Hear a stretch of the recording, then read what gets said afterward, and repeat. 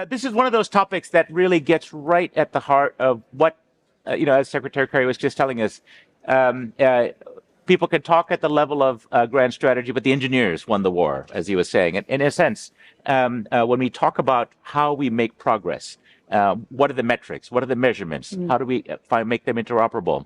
Can you give us your perspective? Maybe, Sue, we'll start with you from the IFRS Foundation. How do we advance sustainability standards? How do we make progress on this topic? And where are we at this moment? Because every time I check in, it seems as though it's just out of reach. We're making progress. There's another alphabet soup of organizations. But give us an update. Where are we now? Sure. Thank you very much, Vijay. So at the International Sustainability Standards Board, the ISSB, we're working really hard to make sure that companies basically have got the funds they need to build, building on the rhetoric so far this morning.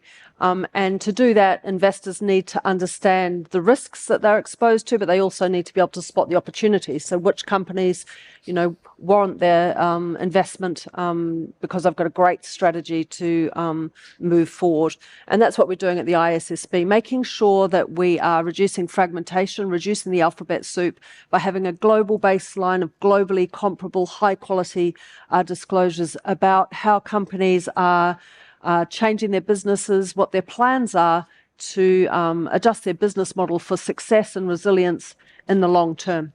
And it's policy neutral, which is really, really important in this very politicized environment. Just tell us how it is. We're not saying you're a good company, you're a bad company. Just tell us what you are doing, what your plans are to adjust your business going forward, and what capital do you need to do that. And the good news is that we have consolidated the work of many. You don't have to worry anymore about lots of different reporting regimes. We've built on the work of the TCFD, and we've got our global baseline, which is being adopted around the world. We've now got 35 jurisdictions around the world who have either decided or in the process of deciding to use our standards. And that represents more than 60% of global greenhouse gas emissions, more than 60% of global GDP, and more than 40% of global market capitalization. So we're at the cusp of moving to this new regime of clear information that's truly investable. What further do you need? Is it voluntary buy-in from leading companies? Do you need legislation or regulation? You said you're policy neutral, but would it be helpful? Because if anything, we're seeing transatlantic divergence. There never was convergence on this point, even under the previous government, but we're seeing certainly divergence. Surely that must undermine what you're trying to do. Well, what's really special about the ISSB being part of the IFRS Foundation is that we come with policy support. So we were established, our announcement of our creation was at COP26 with the support of the G20, the support of the Financial Stability Board, and the international securities regulators, IOSCO, endorsed our standards for use and called on their members around the world to bring our standards into global regulation. So what's really important about our work is it's no longer where we have been in the past, which was a lot of good intention, voluntary reporting, not very comparable, not subject to assurance generally, which people weren't confident that they could rely on for making investment decisions. Because of this policy support that we have from the international securities regulators, the G20 and others, we are seeing our standards being brought into regulation. So it's no longer you can choose to apply our standards, but rather you have to use our standards. It's a legislative requirement. It's a stock exchange listing requirement. It has to be subject to assurance. This is serious business now in terms of reporting. But could we see a world, this is true in accounting standards more generally. We have US GAAP and, of course, international GAAP, and the two have commonalities, but there are divergences in how you book assets or various other technicalities. Could we end up with really a two-track world? Is that where we're headed, or do you see global convergence? Well, if we use the accounting as a comparison, we went from a world of accounting where there were basically different accounting rules in every jurisdiction in around the world.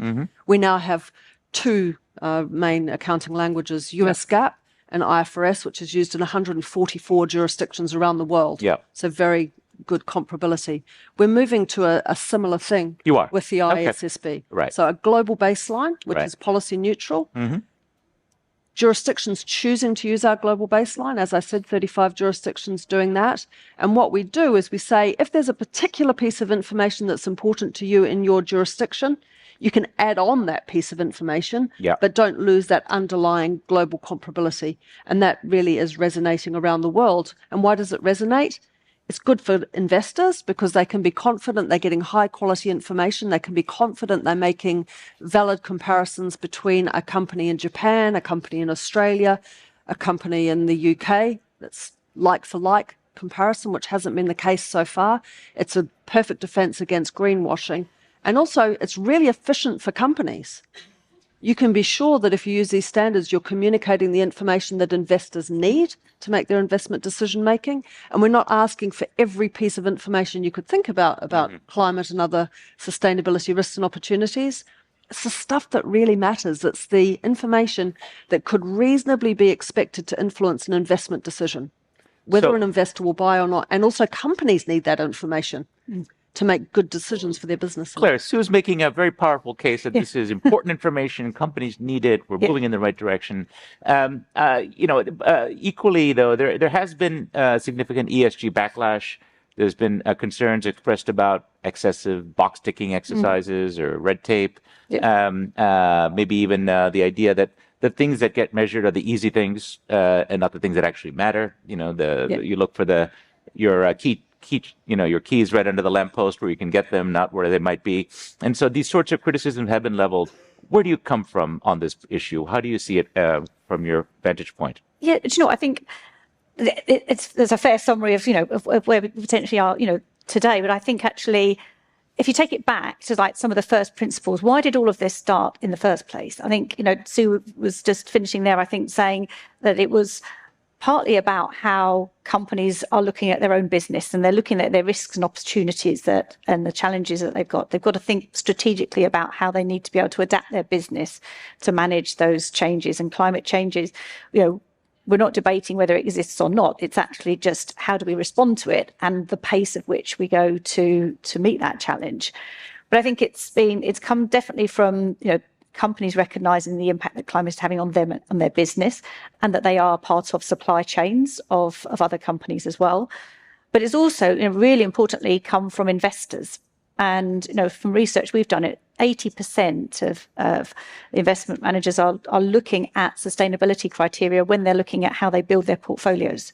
So it's important. And it started out, I think, importantly, to recognise here that it started out on a voluntary basis. And companies was more and more and building up this critical mass around reporting, that actually then we've come into more of a regulatory structure and environment and having more alignment to sort of how financial reporting is going. The Economist has an organization or a club we call the CSO Club that meets.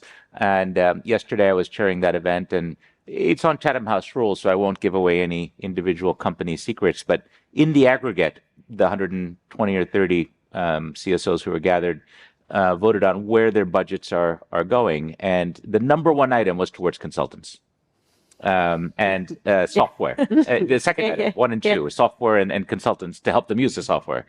And it became clear in the course of the conversation it had a lot to do. There was an overrepresentation of European CSOs here, since we're in London.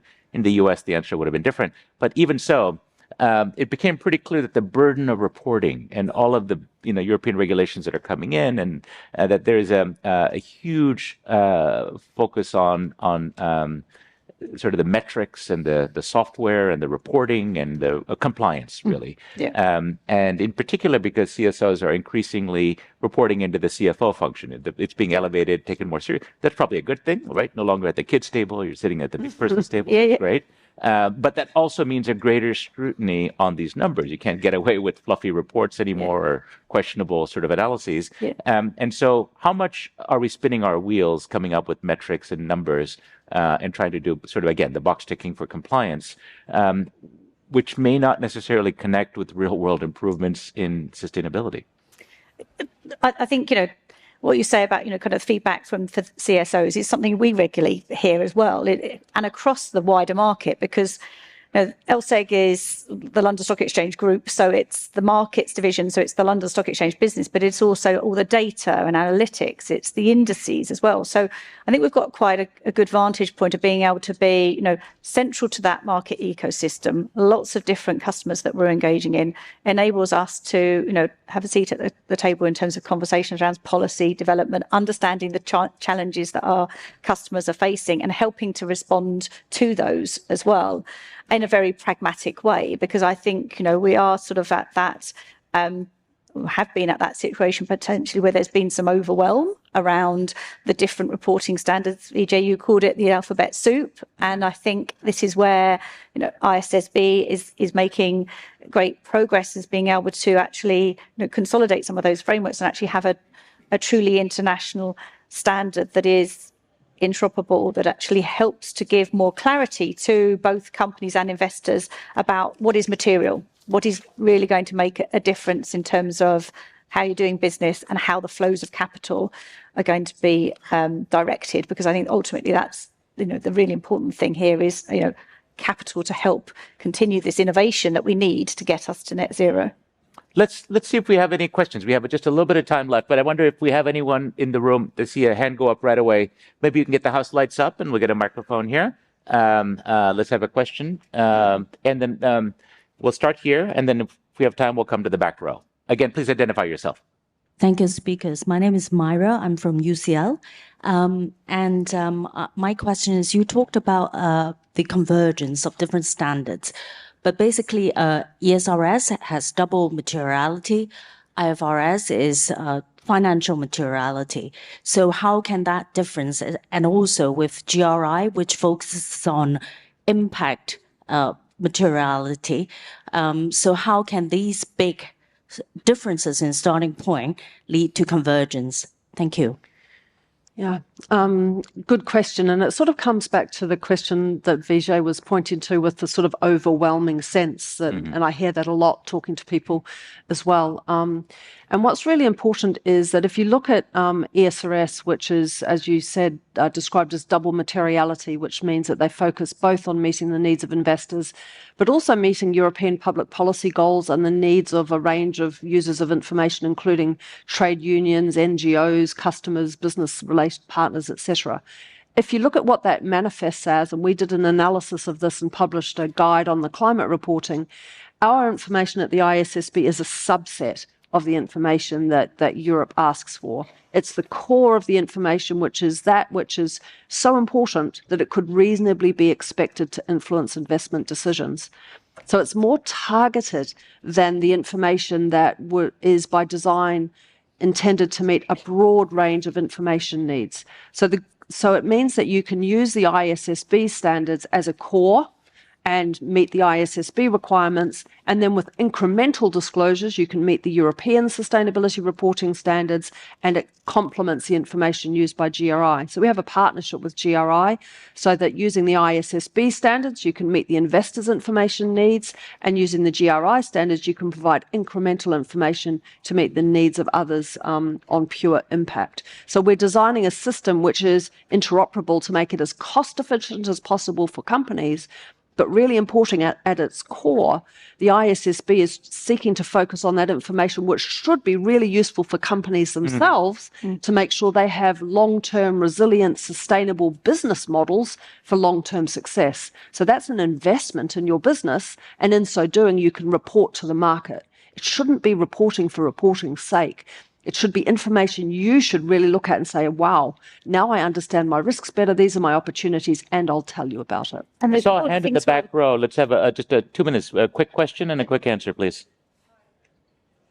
Vijay, could I just quickly build on this? Hi, sorry. I work at Total Energies. My name is Lucy. Yeah. And my role is selling PPAs.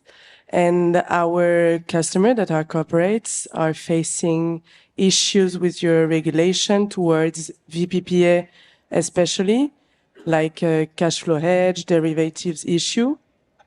How do you plan to make progress towards this regulation so IFRS is not a hindrance to VPPA, especially development?